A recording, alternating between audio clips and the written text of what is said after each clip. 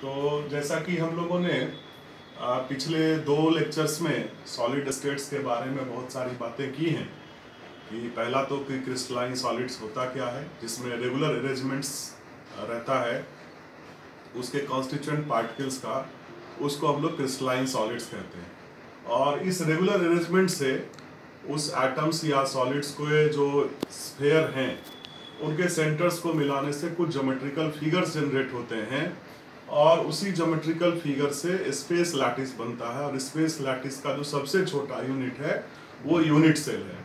तो हम लोगों ने 7 टाइप्स के यूनिट सेल्स डिस्कस किए हैं, जिसको कि हम लोग एक शॉर्ट एब्रिविएटेड फॉर्म में लिख सकते हैं CTOMHRT। ध्यान रखिए इसको, CTOMHRT। C का मतलब cube, T for tetragonal, O for orthorhombic, M for monoclinic, H for hexagonal, R for rhombic and T for triclinic. तो ये 7 तरह के क्रिस्टल सिस्टम हैं जिसके पैरामीटर्स हम लोग डिस्कस कर चुके हैं लेक्चर 1 में, इनके साइड्स और एंगल्स का वेरिएशंस किस तरह से होता है। दूसरे लेक्चर में हम लोगों ने डिस्कस किया कि जो डिफरेंट टाइप्स के पैकिंग होते हैं इन यूनिट सेल्स में वो 4 तरह के हैं।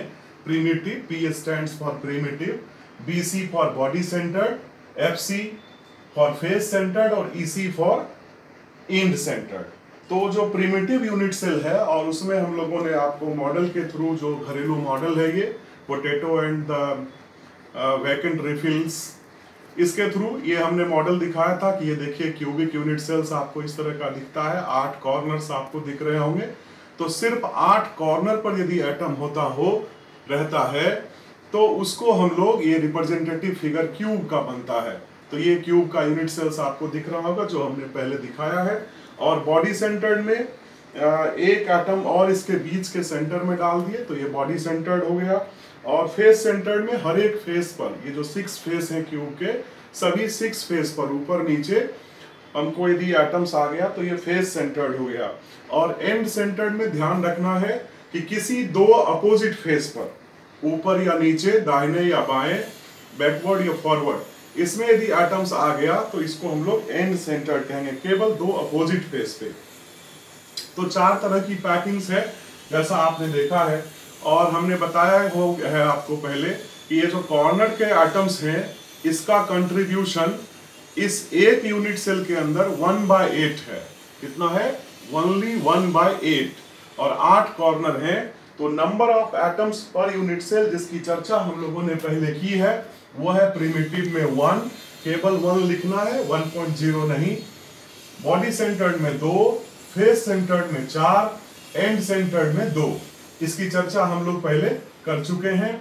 और एक और चीज जो हमने सेकेंड लेक्चर में डिस्कस किया था वो है पैकिंग इफिशियंसी के बारे में, कि हम किसी भी तरह से इन सॉलिड्स को पैक करेंगे तो पैकिंग में कुछ ना कुछ जगह खाली बचेगा। जैसे हमने उदाहरण दिया था कि आप एक बकेट में यदि छोटे छोटे 100 आलू, 200 आलू रख दीजिए तो उन आलूओं के बीच में कुछ जगह खाली आपको दिखेगा। या फ्रूट वेंडर्स, जो फल बेचने वाले हमारे भाई बंधु हैं, उनके सामने आप खड़े होकर के देखेंगे तो फलों के बीच में कुछ खाली जगह रहता है, तो हमेशा कुछ ना कुछ वॉइड्स रहता है।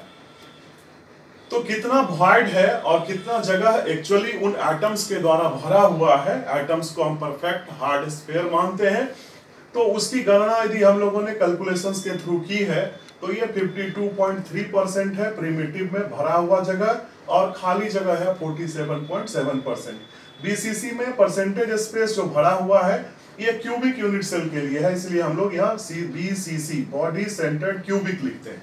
केवल BC लिखने से ये बॉडी सेंटर्ड होगा, वो किसी भी यूनिट सेल के लिए एप्लीकेबल होगा। लेकिन जब एक और C हम ऐड कर देते हैं, that stands for only cubic. और क्यूबिक में ही हम लोगों ने पिछले लेक्चर में कैलकुलेशन करके बताया था कि बॉडी सेंटर्ड क्यूबिक में ये 68% है, और फेस सेंटर्ड में ये सबसे ज्यादा है, 74% स्पेस ऑक्युपाइड होता है, और 26% space, 26% is still the vacants. So up to these topics we have discussed in our lecture 1 and 2. So what we will discuss today? आज हम लोग डिस्कस करेंगे कि डिफरेंट टाइप्स की पैकिंग कैसे होती है क्लोज पैकिंग में एचसीपी और सीसीपी क्या है, और जो वॉइड्स बनते हैं उन वॉइड्स का लोकेशन कैसा है।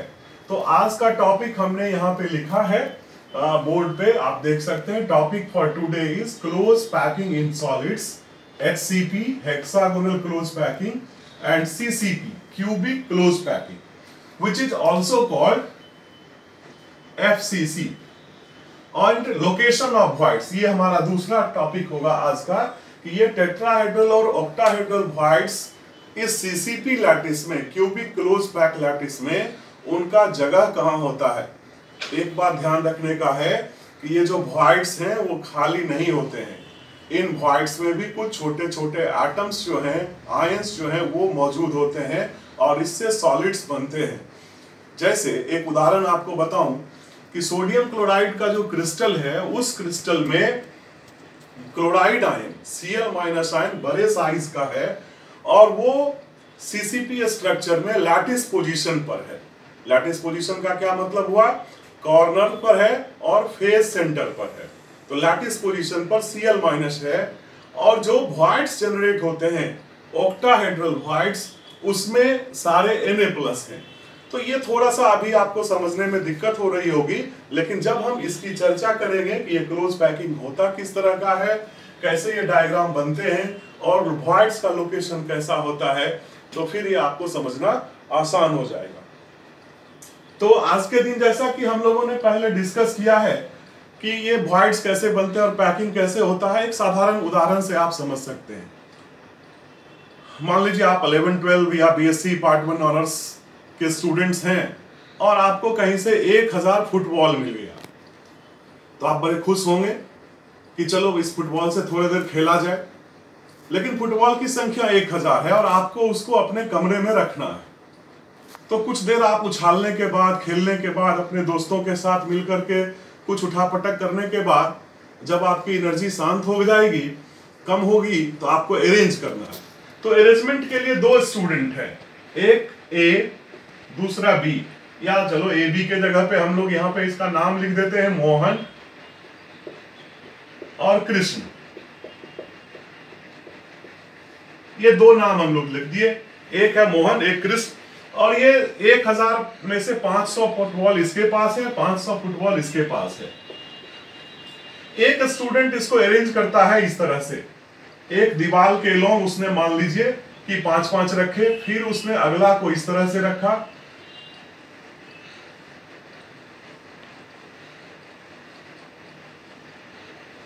और ऐसे लाइंस वो बनाते गया। और उसके पूरे कमरे में यदि 5-5 या 10-10, मान लो थोड़ा बड़ा डायग्राम देखेंगे तो 10-10 फुटबॉल मान लीजिए है, और ऐसे बेस पर, धरती पर उसके 10 फुटबॉल का रो बन गया, कॉलम भी 10 फुटबॉल बन गया, तो कुल 100 फुटबॉल अभी उसका बेस पर आ गया, जिसका अरेंजमेंट इस तरह सा है। इस तरह के अरेंजमेंट को कैसा कह सकते हैं हम लोग कि ये स्क्वायर पैकिंग है। यहाँ पर सभी फुटबॉल्स के लाइन का जो आप मिलाएंगे तो सबके सेंटर्स इस तरह से बनते हैं, और कोई भी एक फुटबॉल 4 और फुटबॉल से जुड़ा हुआ है, टच कर रहा होता है, तो इससे एक स्क्वायर बनता हुआ दिखता है। और ये जो स्क्वायर है, इसी के जो टचिंग हुए कोऑर्डिनेशन नंबर, इसमें हम लोग 2 डायमेंशन में 4 लिखते हैं, और ये कहलाता है स्क्वायर पैकिंग। यदि एक इस स्क्वायर पैकिंग को अब 500 फुटबॉल में से 100 उसका बेस पे आ गया, 400 फुटबॉल और है, अब वो क्या करेगा, तो ऊपर उसको रखना शुरू करेगा। अब मान लीजिए उसके रखने का तरीका ये है कि वो पहले फुटबॉल के ऊपर दूसरा फुटबॉल, फिर दूसरे के ऊपर तीसरा फुटबॉल, एक के ऊपर दूसरा, ऐसे करके लगाते चला जाए। तो इस तरह से जो पिक्चर जनरेट होगा वो क्यूब का पिक्चर जनरेट होगा। आप देख सकते हैं ऐसे, जिसको हम लोगों ने पहले प्रिमिटिव में बना के दिखाया है आपको, ये क्यूब का स्पेस जनरेट होगा। ये फुटबॉल सब एक दूसरे के ऊपर है और ये कंटिन्यूअस फिगर ऐसा डेवलप करेगा। लेकिन इस फिगर में काफी जगह खाली होंगे। आपके मन में ये सवाल आ रहा होगा कि एक फुटबॉल के ऊपर दूसरा फुटबॉल रखेगा, फिर उसके ऊपर तीसरा रखेगा, इस तरह से रखने में उसको काफी परेशानी होगी। हो सकता है उसको ग्लू का इस्तेमाल करना पड़े ताकि वो टच करके रहे, क्योंकि फुटबॉल चाहेगा कि जो खाली जगह बन रहे हैं उसके गड्ढे में आ जाए। जैसे हम इस के द्वारा देख सकते हैं कि जैसे फुटबॉल इस तरह से यदि अरेंज्ड है तो इसके बीच के गड्ढे में वो आना चाहेगा। यहाँ पर जो ये गड्ढा बना हुआ दिखता है इसके इसमें आना चाहेगा, लेकिन ये परमिशन हम लोग यहाँ नहीं दे रहे हैं। ये हम लोग आगे देखेंगे कि कृष्णा ने जो पैकिंग किया है उसने कैसा पैकिंग किया है। तो ये थोड़ा स्मार्ट स्टूडेंट है ज्यादा, ये कहता है कि ज्यादा से ज्यादा फुटबॉल हमारा यहां आ जाए, और ये पैकिंग इस तरह से करता है। ये ध्यान दीजिए, दो के बीच में जो जगह है उसमें ये रख रहा है।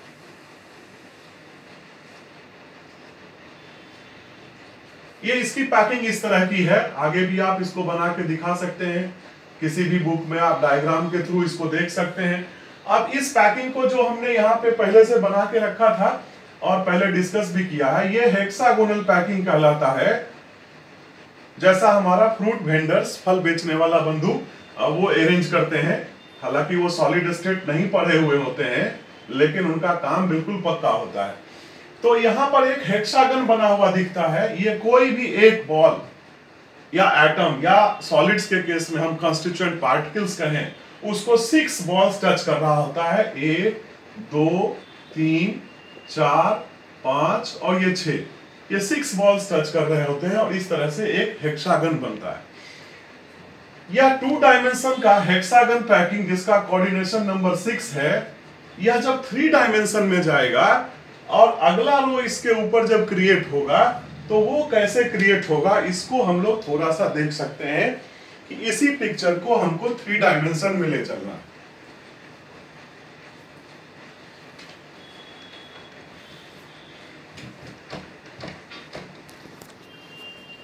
में ये पैकिंग दो तरह की होगी। एक कहलाता है एबी टाइप पैकिंग, जिसको हम लोग HCP भी कहते हैं, और दूसरा पैकिंग ABC टाइप का पैकिंग जिसको हम लोग CCP कहते हैं। अब ये HCP और CCP इसमें से कैसे जनरेट होता है, तो आप देखिए कि अगला जो रो बनता है उस रो को हम डैश लाइन से दिखाते हैं इस तरह से। ये इसके खाली जगह में बॉल्स को रखता है और इस तरह से ये बनता है।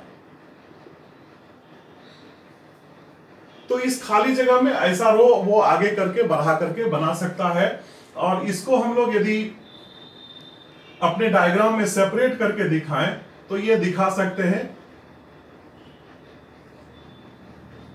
ये हेक्सागन एक लेयर हुआ,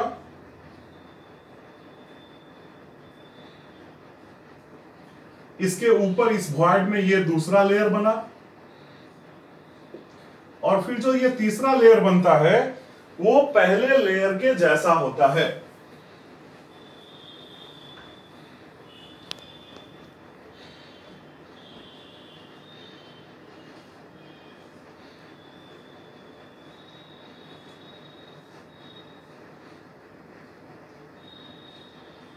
This is A, this is a B, this is a C, sorry A, and this layer continues.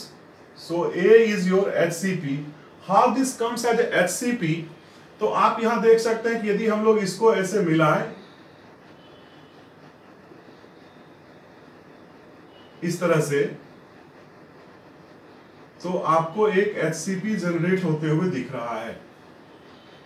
और इसको हम लोग इस तरह का पिक्चर एक ऐसे भी बना सकते हैं जो रिप्रेजेंटेटिव पिक्चर कहलाएगा। थोड़े से बॉल्स के साइज को हम यदि छोटा कर लें तो ये पिक्चर ज्यादा बढ़िया दिखेगा।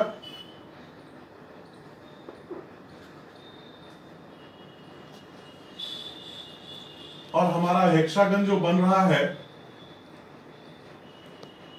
वो क्लियरली विजिबल होगा।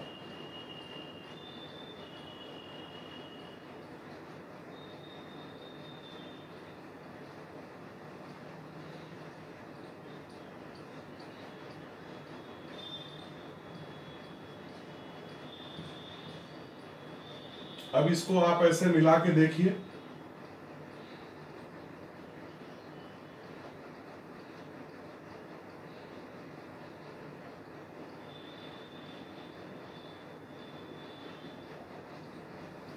तो ये आपको हेक्सागन दिखता है। और इसीलिए हम लोग 3 डायमेंशन में इस तरह की पैकिंग को HCP कहते हैं।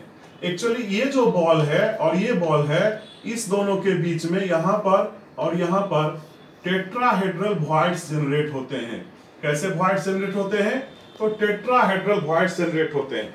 इन टेट्राहेड्रल वॉइड्स का जनरेशन आप इसी तरह के, वही पोटैटो डायग्राम है जिसमें हम लोगों ने आज पोटैटो को थोड़ा सा कलर कर दिया है ताकि ये ब्राइटली आपको दिखे। और ये जैसे समझिए इस प्लेन में एक प्लेन ये है और दूसरे प्लेन में हम ये ग्रीन बॉल दे देते हैं। तो अब आप देखो कि ये टेट्राहेड्रॉन दिखता है, ये टेट्राहेड्रॉन, और इसके बीच में थोड़ा सा जगह खाली दिख रहा होगा और ये खाली जगह जो है ये टेट्राहेड्रल वॉइड का जगह है। तो ये पैकिंग हमारी बिल्कुल इस तरह की है यहाँ पर कि ये टेट्राहेड्रल। अब ये जो HCP, तो जैसा कि हम लोगों ने HCP क्रिस्टल्स में देखा कि HCP क्लोज पैकिंग में एक टेट्राहेड्रल वॉइड बनता है। वो टेट्राहेड्रल वॉइड आप इस तरह से बना हुआ देख सकते हैं कि ये जब बॉल्स 3 बॉल है और इसके बीच में ऊपर ठीक से एक ये बॉल आ गया तो बीच का जो खाली जगह है वो टेट्राहेड्रल वॉइड बनता है और ये इस तरह का वॉइड्स इसमें बनता है। तो वो स्ट्रक्चर हम लोगों ने देखा। Now we come to the second close packing which is called octahedral close packing structure. So how this octahedral structure is formed? Octahedral voids are formed. It is also called ABC type of packing. That means first layer and fourth layer. You can see here, first layer and fourth layer is same. Above the first layer you have this B, और वो B कैसा है? जैसे एक ये centre का ball है, ये जो सेंटर का बॉल है उसको आप ऐसा समझ सकते हैं और इसके ऊपर ये 3 बॉल इस तरह से आ गया। ये जो सेकेंड लेयर है वो इसके ऊपर है। तो ए हमारा ये ग्रीन कलर का मान लीजिए ये बॉल है और ये जो बी का लेयर है वो इस तरह का लेयर है जिसको हम लोगों ने ऑरेंज बॉल से बनाया है। और इसके ऊपर जो तीसरा लेयर बनता है इसको हम लोग सी कहते हैं। उस लेयर को आप इस तरह से देखिए, ये येलो बॉल के थ्रू, ये बॉल्स इस तरह का है, येलो बॉल के थ्रू, सॉरी, ये इस तरह से। अब ये जो है इसमें 3 बॉल, ये आपका layer, first layer green is your A, this is your B and this is your C. और बी और सी के बीच में जो वॉइड्स बन रहा है वो वॉइड ऑक्टाहेड्रल वॉइड कहलाता है। ये ऑक्टाहेड्रल वॉइड कैसे बनता है तो इसको हम लोग थोड़ा सा कंसीडर करें स्पेसिफिकली अलग से, कि जैसे ये 3 बॉल है तो ये एक ट्रेंगल बना रहा है। इस ट्रेंगल का जो बेस है वो आपकी तरफ है और ये जो दूसरा हमारा है ये भी एक ट्रेंगल बना रहा है, लेकिन इसका बेस जो है वो आपसे दूर है, वो मेरी ओर है। और तब जो ये जगह खाली बच रहा है इसके बीच में, इस जगह से जो ये डायग्राम आता है इससे ऑक्टाहेड्रल वॉइड इस तरह से जनरेट होता है। तो इसमें बेस को आप देखिए, ये बेस यदि आपकी ओर है और ये मेरी ओर है, सॉरी, ये, और अब जो वॉइड इसके बीच में बनता हुआ दिख रहा है ये ऑक्टाहेड्रल कहलाता है। और इसका हम लोग सिंपलिस्टिक डायग्राम जो है वो बना के देख सकते हैं। फिर इसके ऊपर में ये ए लेयर यहां से आ गया, तो इस ए लेयर के कारण जो बॉल बन रहा है कंप्लीट कर रहा है और इसीलिए हम लोग कहते हैं कि ये एबीसी टाइप का पैकिंग है, जिसको हम लोग एबीसी टाइप पैकिंग कहते हैं। इस पैकिंग का एक दूसरा रूप हम लोग इस तरह से बना के दिखा सकते हैं।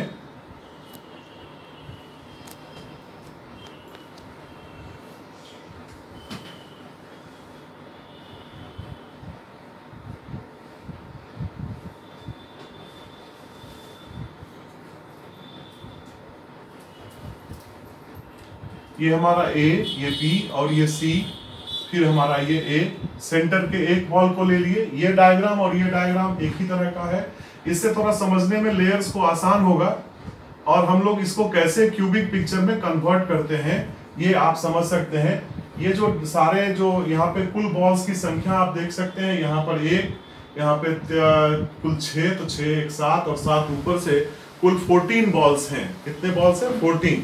और ये 14 बॉल्स का अरेंजमेंट हम लोग क्यूब में ऐसे करके भी दिखा सकते हैं। एक बड़ा सा क्यूब बनाइए इस तरह से,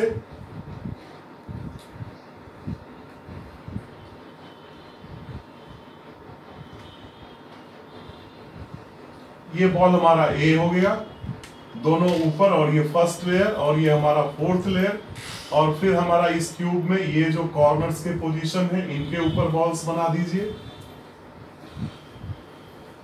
यही एक्चुअली क्यूब है। इसी क्यूब को आप ऐसे टिल्ट करके देख सकते हैं। This is your first layer, जो मेरी नीचे के हाथ पर है फर्स्ट लेयर है, और ये जो ऊपर में है ये सेकेंड लेयर है। और ये जो क्यूब है इसके 8 बॉल्स अभी आपने यहाँ पर इस तरह से देख सकते हैं। इसको हम लोग इसका प्रोटोटाइप देख सकते हैं। ये ए ऊपर में है और ये ए फिर नीचे है, और एक लेयर हमको ये बना हुआ दिख रहा है, और एक लेयर में ये 3 बॉल दिख रहे हैं। अब बाकी के 6 बॉल्स जो हैं वो इस क्यूब के सभी फेसेस पर हैं, और फेस पर के बॉल को हम एक बार फिर से छोटे छोटे थोड़े से करके इस तरह से दिखा सकते हैं फेस के बॉल्स को।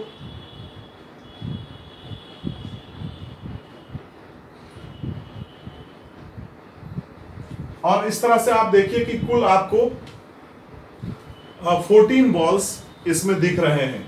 फर्स्ट लेयर में 8, इस लेयर में कुल 6, फिर इस नीचे के लेयर में 6, और फिर यहाँ पर 1।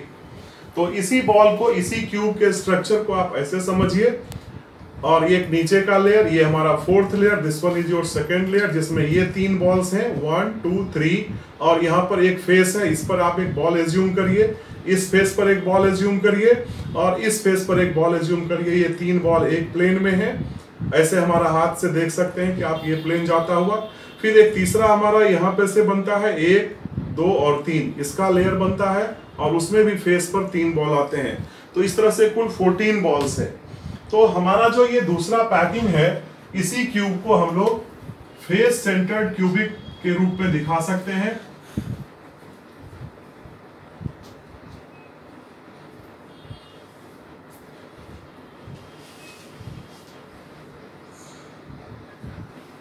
So this diagram can be changed into this one,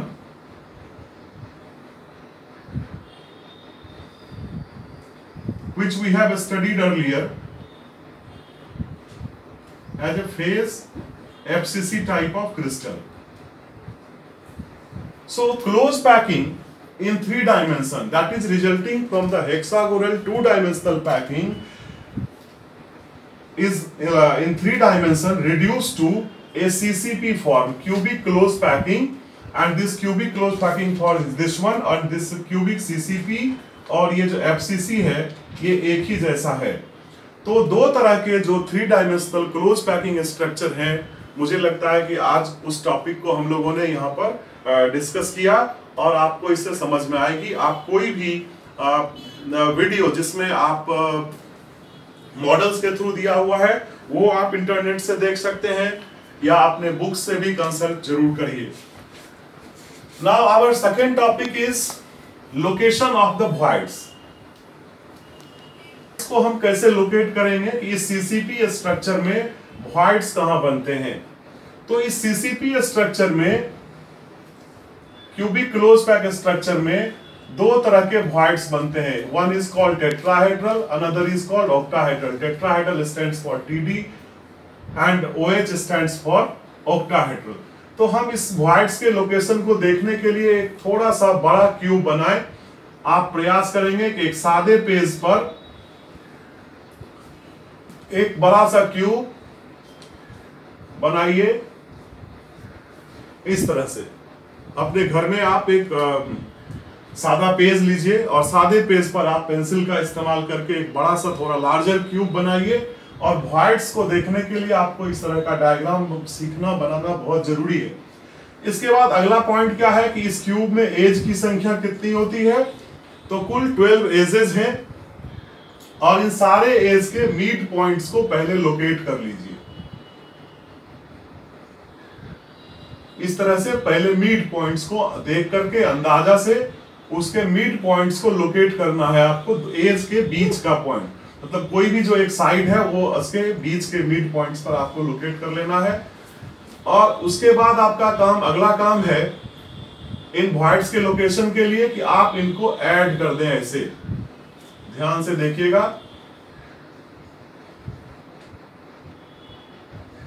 आमने सामने इनको ऐड कर दें।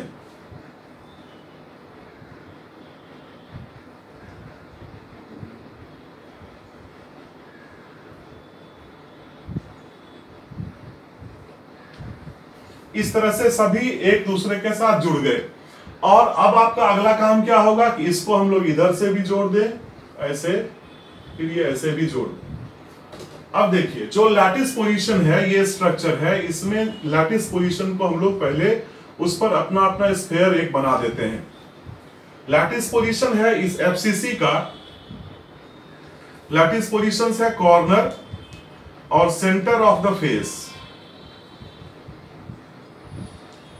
ये इसका लैटिस पोजीशन है। तो 8 कॉर्नर पर सबसे पहले हम लोगों ने बॉल्स डाल दिया, वो ध्यान से आप देखिए। और अब हम लोग हर एक फेस के सेंटर पर अपने एटम्स या कंस्टिट्यूएंट पार्टिकल्स को डाल रहे हैं इस तरह से।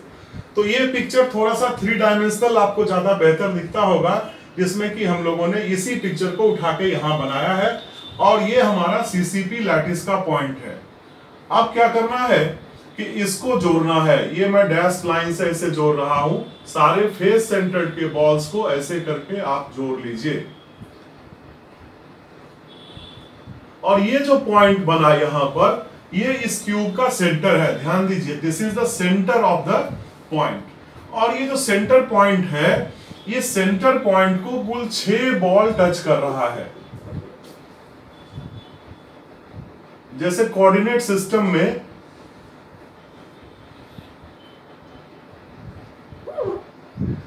ये 6 बॉल टच कर रहा है, और वहां पर जो सेंटर है उस जगह पर हमारा ऑक्टाहेड्रल वॉइड इसी तरह का जनरेट करेगा, जैसा हमने आपको पहले दिखाया था। ये जो सेंट्रल पॉइंट है, इस सेंट्रल पॉइंट पर 6 बॉल्स इस तरह से ज्वाइन करते हुए दिखते हैं, जो सभी फेस के सेंटर पर हैं। तो हमारा ऑक्टाहेड्रल वॉइड का पहला पोजीशन जो है ऑक्टाहेड्रल वॉइड के लिए, वो क्या हुआ, तो सेंटर ऑफ द क्यूब। और ये पूरा का पूरा उसके अंदर है, तो इसका कंट्रीब्यूशन ऑफ ऑक्टाहेड्रल वॉइड देखेंगे तो ये एक इसके अंदर आया। अब और जगह पर ऑक्टाहेड्रल वॉइड्स होंगे, तो सभी एज के मिड पॉइंट्स को जिसको हमने पहले ड्रॉ किया था, उसमें से एक को कंसीडर करिए। हमने इस नीचे वाले को कंसीडर किया है, आप कोई भी कंसीडर कर सकते हैं, ये भी वॉइड है। अब इसको हम लोग देखें तो ये हमारा 1, 2, 3 और इस तरफ में 4, ऐसे 4 पॉइंट से जुड़ रहा है। और स्पेस लैटिस के दूसरे पॉइंट्स को थोड़ा सा एक्सटेंड कर दे इस साइड को, तो इधर तरफ भी एक वॉइड इसको है, और इसके नीचे जो है यहां भी एक वॉइड, एक बॉल है, एक लैटिस पोजीशन पर एक एटम दिखता है। अब देखिए, जैसी स्थिति इस सेंटर वाले की है वैसी ही स्थिति इस सेंटर वाले की है, क्योंकि स्पेस लैटिस में हजारों लाखों करोड़ों अरबों खरबों कहें यूनिट सेल्स रिपीट होते हैं। तो ये वॉइड भी रिपीट हो रहा है, जैसे ये सेंटर है वैसे ये भी सेंटर है, वैसे ऐसे करोड़ों अरबों सेंटर्स इसमें क्रिएट हो रहे हुए। And all these centers acts as the octahedral void. तो इस पर्टिकुलर जो हमारा यूनिट सेल है, इसमें ऑक्टाहेड्रल वॉइड्स का दूसरा पोजीशन हुआ mid point of each edge. क्या हुआ, mid point of each edge, सभी किनारों के बीच का बिंदु।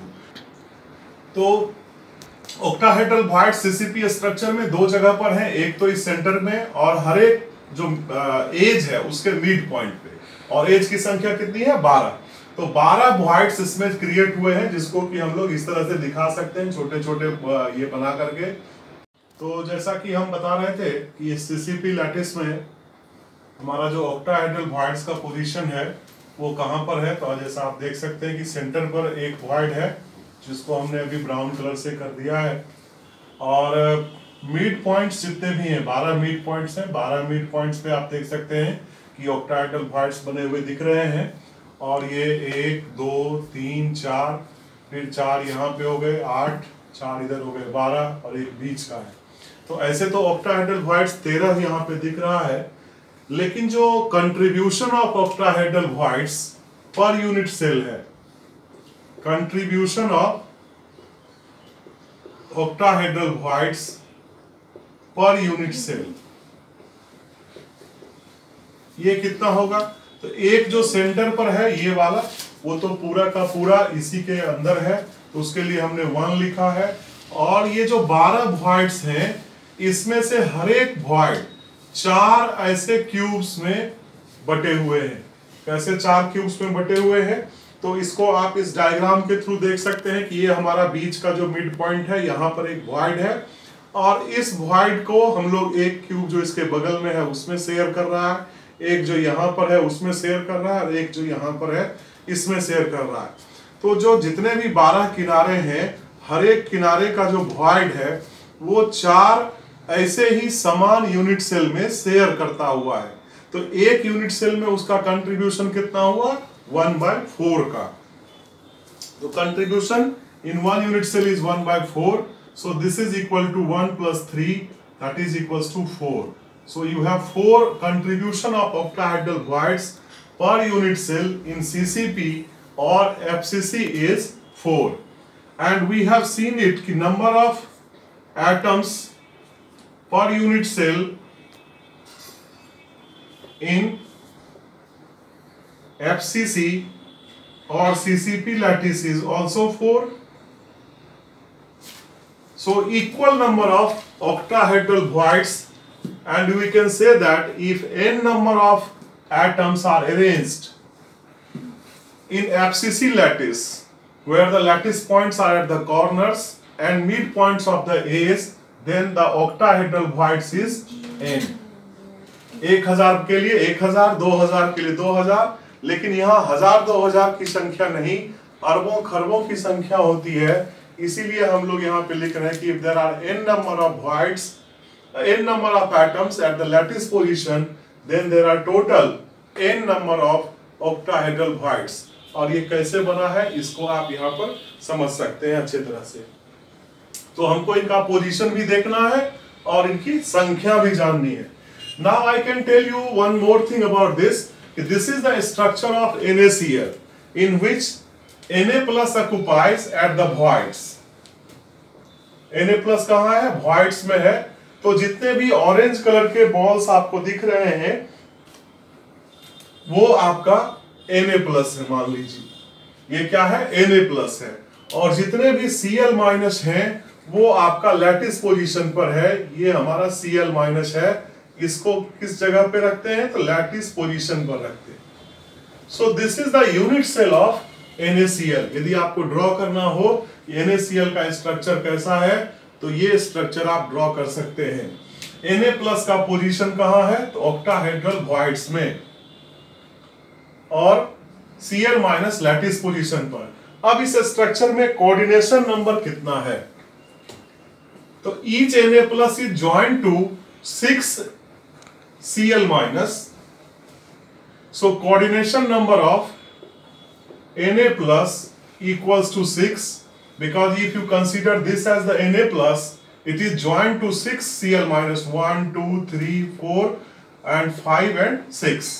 हम नंबर यहाँ पे लिख देते हैं 1, 2, 3, 4, 5 और ये 6। तो कुल 6 ये Cl माइनस से जुड़ा हुआ है, तो इसका कोऑर्डिनेशन नंबर हो गया 6। और coordination number of Cl minus कितना हुआ? तो ये भी 6 होता है। जैसे कि आप यहाँ पे देखिए कि ये Cl माइनस मान लीजिए है, तो इस Cl माइनस के भी सराउंडिंग में एक वॉइड यहाँ पे है, एक वॉइड यहाँ पे है, एक वॉइड इस तरह से इधर है, फिर इसका भी वॉइड हम लोग देखेंगे। तो आगे 3 जगह पे इसका वॉइड बन जाएगा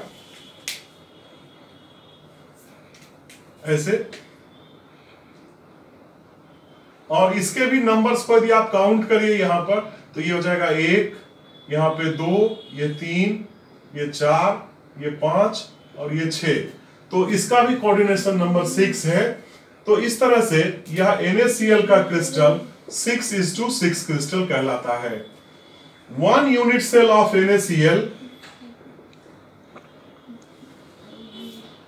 NaCl consists 4 Na plus and 4 Cl minus. So the formula unit has Na4Cl4. Formula of NaCl should be written as Na4Cl4.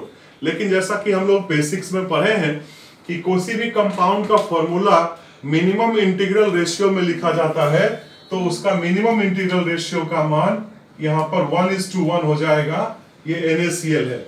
लेकिन ये ध्यान रखने का है, यदि यूनिट सेल में कहेंगे कि 1 unit cell of NaCl consists how many Na plus, then the number is 4, and how many Cl minus, it is also 4. So I think today you have got this idea कि where is the position of octahedral void, how it is being located in this cell.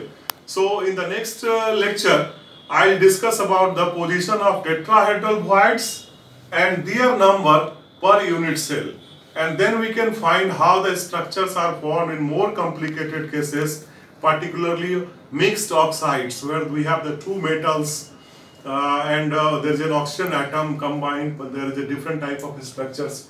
Thank you very much for today's lecture.